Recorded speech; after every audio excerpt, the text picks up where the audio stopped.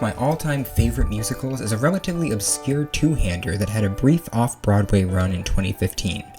That musical is Daddy Longlegs, and it's a far cry from what you'd traditionally expect out of musical theater. It's quite laid back, doesn't feature huge orchestrations or dance numbers, or even have the traditional scenes. Instead, the majority of the text is conveyed through a series of letters, and yet, it still manages to be incredibly sweet, heartfelt, romantic, and poetic. Welcome to Broadway Essay, and today I'm going to be analyzing one of my all-time favorite musicals, Daddy Longlegs.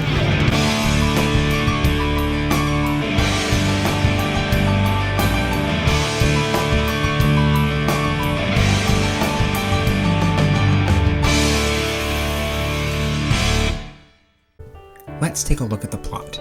It's 1908, just outside New York City.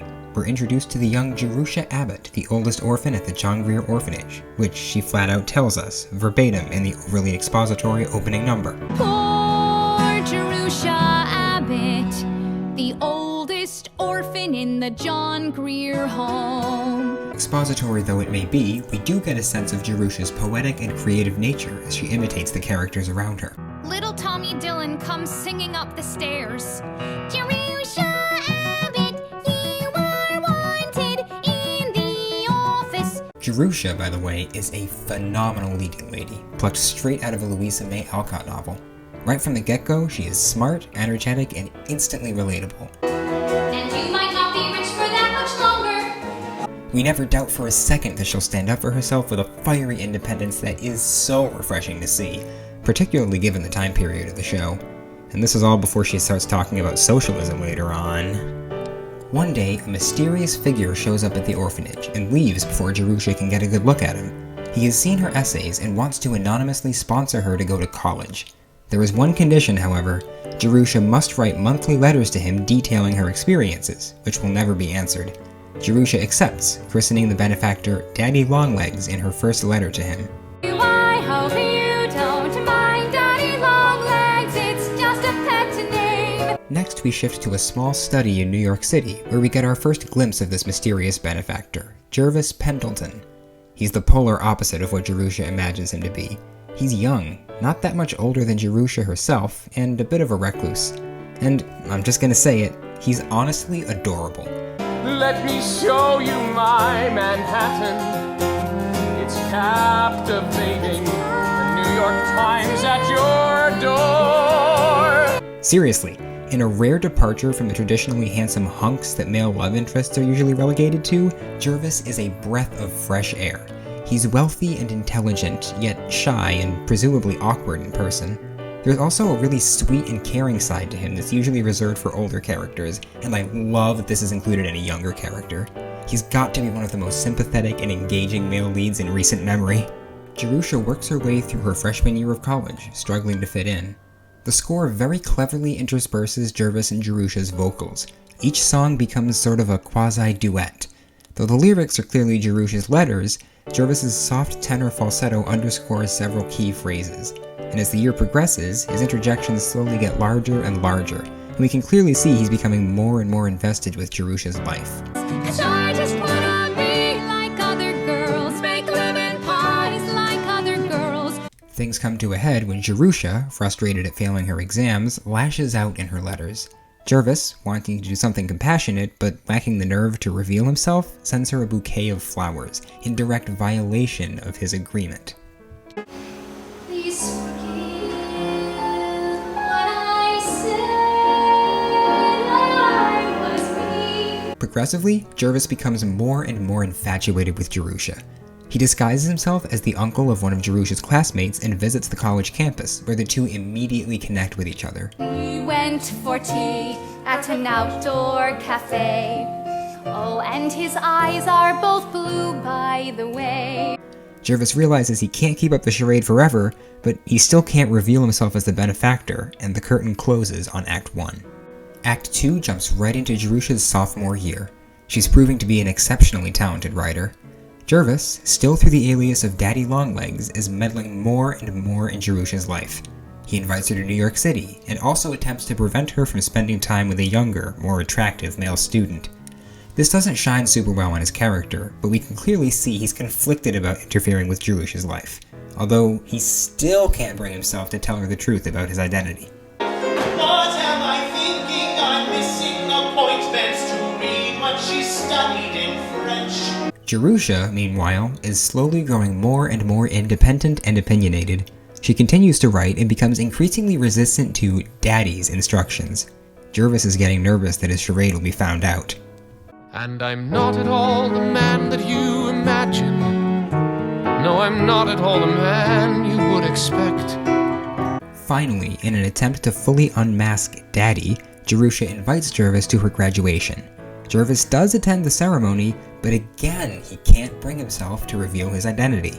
Jerusha is devastated and vows never to contact him again. After graduating, she becomes a successful writer and further scorns Jervis by using her income to completely repay all of the money he gave her. Jervis, without revealing himself, finds Jerusha and asks for her hand in marriage. She turns him down, conflicted and still yearning for the true identity of her benefactor, not realizing that it's Jervis right in front of her. She writes a letter confessing her feelings, which Jervis receives, and finally, at this point, he decides to reveal himself. What you have given me came out of the blue. What you have done for me, I never could do. He invites Jerusha to his personal study, where he reveals that he has been the mysterious benefactor the entire time. Jerusha is hurt at first, but gradually realizes that Jervis's feelings were genuine, even though his actions were very misguided. The two embrace as the curtain falls, and that is the show. There is a fascinating history behind this show. The story was originally a children's novel written in 1912 by Gene Webster, which, by the way, is still in print and sells many copies to this day. The novel was then followed up by no less than 7 different movie adaptations, an anime, seriously look it up, and a TV series before it was finally adapted into a 2-person stage musical in 2009. It workshopped on the West Coast for a while and transferred to Off-Broadway in 2015, where it was promptly eclipsed by Hamilton and Waitress. Unlike the movies, the musical stays pretty close to the plotline of the book. As far as staging goes, this is a pretty unusual production. Jerusha and Jervis, despite being on stage together for the majority of the show, only interact a select few times. They otherwise don't acknowledge each other, so it's a testament to how strong the book is that their chemistry feels so natural. Aside from the ending, the entire show is communicated through their letters, so it feels slightly more passive than most productions. There aren't really any huge show-stopping numbers, and yet there's still an air of relaxed, laid-back storytelling that comes across as subtle, yet poetic and mature. But the thing that elevates this musical so highly in my book is the score. What an absolute delight of a score. Sally McBride is my best friend. I told her that my folks had died. This is Paul Gordon, who hasn't done a ton of other musicals, but he did write the score for Jane Eyre, another beautiful and tragically underrated score that I'll probably do a video on. And he also wrote the score for Pride and Prejudice, so he definitely has a more literary, sophisticated style in his shows. And that definitely holds true here. Daddy Longlegs is filled with a more classical, folkish feel in the orchestrations. It's stripped back to your basic instruments, piano, guitar, violin, and each one of them gets a chance to shine. The melodies aren't overly complicated, but they jump around and progress in unexpected ways that aren't typical of musical theater. I'd never heard the Moonlight Sonata, a Chopin Polonaise, a Brandenburg Concerto. It manages to be simultaneously simple and complex, broadly sweeping and subdued, and overwhelmingly emotional all at the same time. It is an incredibly well-rounded score. Something unique about Daddy Longlegs that's worth noting, since most of the songs are solos or duets that are heavily weighted in favor of one person, they're great to use for auditions. Both of the roles demonstrate a wide vocal range. I've discovered the secret of happiness is though we can run that hill.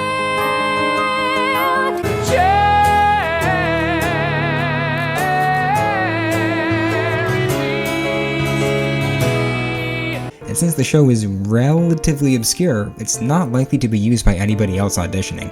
In case you haven't figured it out by now, I absolutely adore this show.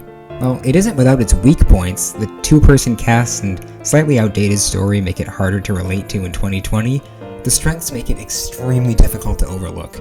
Jerusha and Jervis are incredibly refreshing leads, the score is incredible, and the entire show is heartwarming without feeling cheesy or overly contrived. Overall, it's a beautiful show that definitely deserves more recognition. What are your thoughts on this show? Am I seeing it through rose-colored glasses, or is it really that good? Be sure to leave a comment and like if you enjoyed. I release new videos every week, so be sure to subscribe if you haven't already. See you next week!